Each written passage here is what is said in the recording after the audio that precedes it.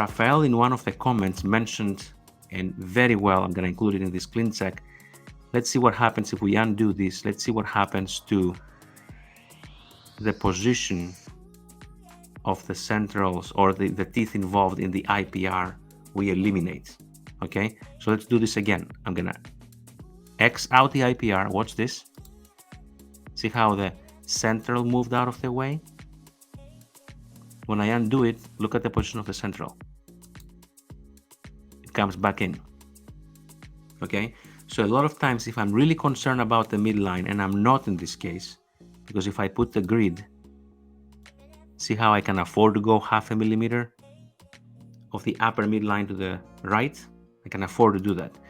But Rafael brought a very, very good point. He said in one of the comments that to really avoid a tooth you don't want to move, what you can do is before you do the IPR change,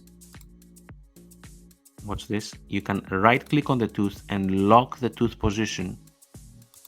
Watch this. Now I'm locking the position of the central. Now when I undo my IPR, watch this. Now I'm moving the lateral out of the way. Now in this case, I don't want to do that because I don't want to throw the lateral into the canine. So I'm going to undo the IPR change and I'm going to do the lock position. But what I could have done is lock the lateral if I don't want to move it against the canine. Now delete the IPR, watch the central. It moves out of the way even more. Let's look at the midline. Hey, Rafael, guess what? I like it better. Because it may not express 100%, but in all honesty, thanks buddy, that's a good tip.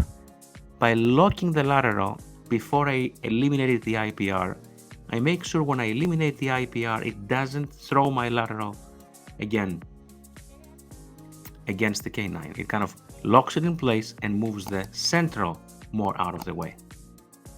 Love it, absolutely love it. So we open.